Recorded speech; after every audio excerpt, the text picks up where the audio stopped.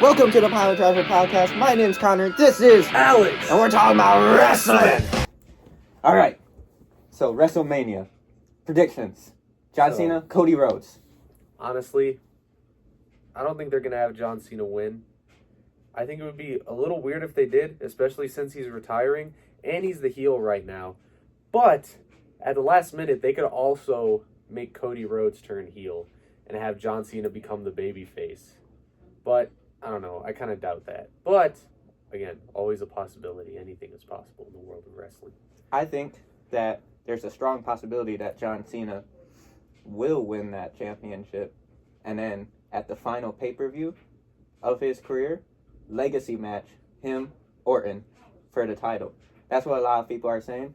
And I think it might be true. No. How do you configure? I think that Cody Rhodes is going to... Actually, you might have a point. Maybe they will have him win. Because what would they really do after, like, if he loses the title? Like, there wouldn't be just have him do some gimmick matches and him do random stuff. That wouldn't make a lot of sense. So, I could kind of get your point. Or maybe they might have John Cena win, and then they'll just have, like, an immediate rematch put in place or something.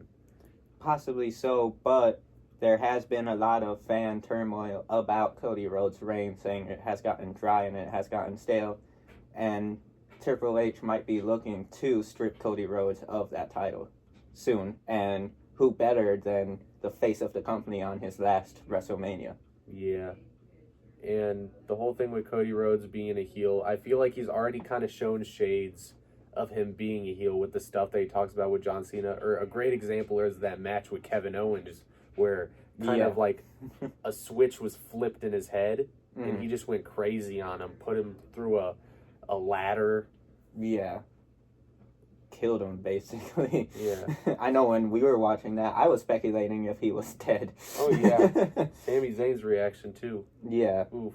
Speaking of Kevin Owens, he also had to pull out of his match against Randy Orton in WrestleMania, which is a real shame. Yeah. Because that would have been a huge match. They've been building that up for a while.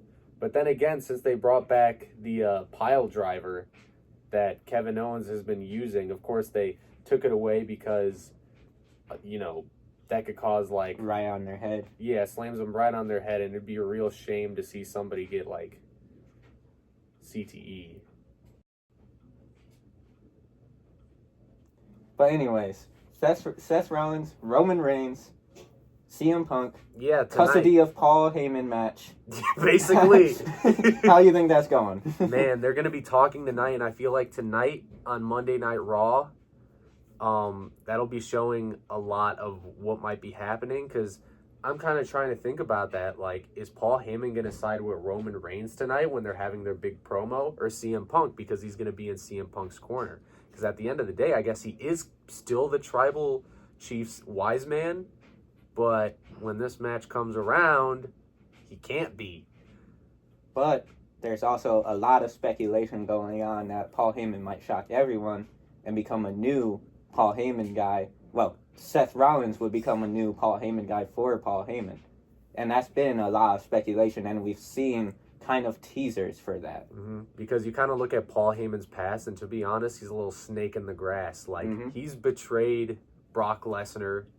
He's betrayed Roman Reigns. He's betrayed CM Punk, who CM Punk's just like, oh, he's my best friend. We're best friends. But who knows, man? He could become a new manager for Seth Rollins, especially. I don't know if you saw last week, but last week on Raw, I believe, Seth Rollins was kind of getting into the head of Paul Heyman, being like, hey, like, CM Punk was not there for you all the time. Like, when you got attacked by Solo Sikoa in the new Bloodline, when that happened, he didn't come out to save you. Yeah. He left you there with Roman Reigns.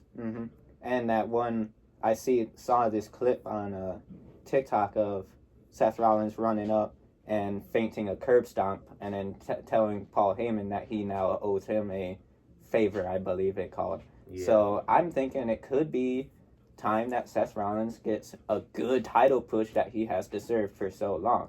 He is, because I feel like he hasn't been put over in a long time, but honestly, with his fan base and how it's going, like, he is a pretty good favorite. Like, when you could have the whole arena singing to your music, like that drowning should be a out sign. promos. Right.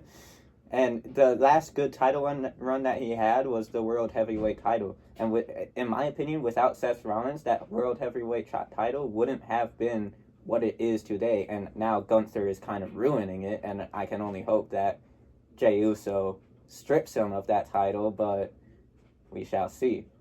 Now bringing up Jey Uso, how do you think that's going to go? Yeah, honestly, Jey Uso is my guy. That's my favorite wrestler currently. Now, I do believe, like, they have to have him win this. It wouldn't make sense if he doesn't, because it would just be very anticlimactic, because they had a match for the World Heavyweight title, and this is a rematch, and he lost the first match, but then they've kind of built him up as this person that's a face and putting them over. How shocked everyone when he won against John Cena in the Royal Rumble, giving him that slot to rematch Gunther for the title. So, and speaking of that, like, these promos have been going crazy with Gunther, like, mentally torturing him by going against his brother Jimmy Uso and making him watch as he would make him bleed and put him in constant chokeholds and beating the brakes off of him. But then Jey Uso came back last Monday Night Raw, and he cut a amazing promo on him, showing that he means business and he's not scared of him anymore. So I think at this point, Jey Uso is most likely going to be the World Heavyweight Champion come Saturday or Sunday. I don't really know what the schedule is looking like right now. And it would not make any sense, because Jey Uso has been put in world title matches ever since Roman Reigns was on his 300th day, and he's lost every single title match. I believe he hasn't held a singles title for more than a month, if any. Has he? Did he hold the Intercontinental for a little bit, or? Jey Uso? Yeah. I don't even know. I know that, I feel like it was pretty recently where they kind of made him a single star, because for the longest time it was him and Jimmy Uso as a tag team. Mm-hmm. No, I think the best bet to get fans to actually appreciate Jey Uso is to have him win that world title. Mm-hmm. And we have seen Jey Uso has been working his butt off for many years for this company, and all he has to show for it is a couple tag team championships. It would be amazing to have him have a world title run, and I believe many people in the WWE fan base would love to see that.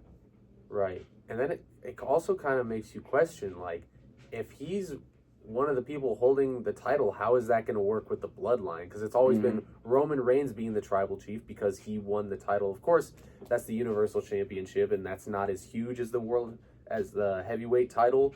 But still, like, that's a title over no title. Mm-hmm. So I feel like they're probably going to brew something up with that one in the storylines, how, like, the position of power is. Because, I don't know, that could cause a little bit of conflict again, but I don't know. At this point, it'd kind of be weird to make another split in the bloodline because they've done it so many times. It would get stale almost at some point. Yeah. Well, I think that is all the time we have right now. This has been the Piledriver Podcast. I'll be seeing y'all. Yeah, working and stick out the back of the truck. Get feisty. How did they fake like a Gucci man? And I made 'em